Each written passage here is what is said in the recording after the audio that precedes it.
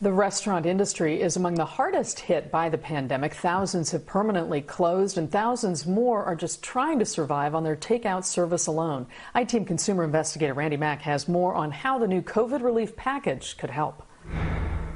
It's one of the oldest restaurants in LA, known for its historic bar and French dip sandwiches.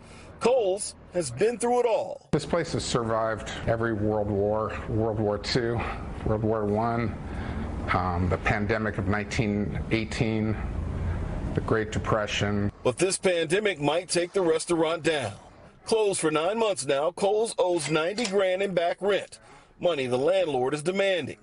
Owner Sid Moses says if the government doesn't give them some much-needed help, this iconic restaurant will have to close for good. The city and the county are doing nothing to support bars and restaurants. If anything, they're making it much harder for us to survive. LA is giving a one-time $800 stipend to 4,000 unemployed restaurant workers.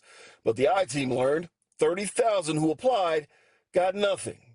And for restaurant owners, there's been very little help. And it's been gut-wrenching and it's been scary and it's just, it's a really impossible way to live. Carolyn Stein, who owns AOC and Tavern, used to host diners on her restaurant's outdoor patios.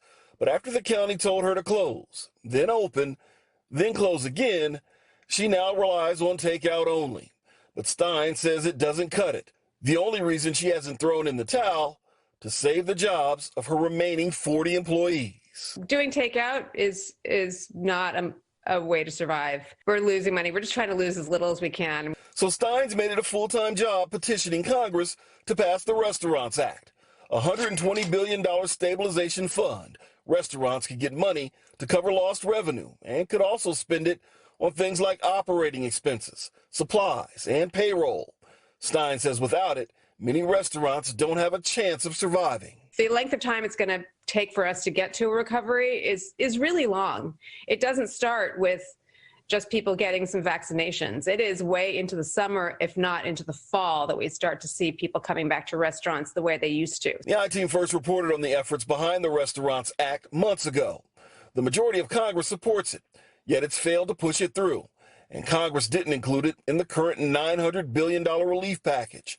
Senator Chuck Schumer tweeting, anyone who thinks this is enough hasn't looked into the eyes of a restaurant owner losing their business. Being ignored just feels so unjust, I have to say.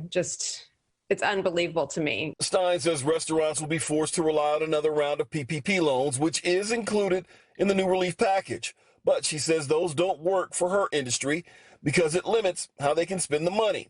In fact, fewer than 10% of independent restaurants have taken a PPP loan. But for now, that's all restaurant owners are left with, until lawmakers directly help their struggling industry and the millions of workers it employs. The bars and restaurants are the souls of the community in a lot of ways, so it's just a shame that we're treated like second-class citizens for being in this business. Congress did tweak the terms of the PPP loans in an effort to try to help some of the restaurants. They are now going to be allowed to spend that money on things like supply costs and even outdoor seating. Reporting live in Chino Hills, I'm Randy Mack for NBC4 News.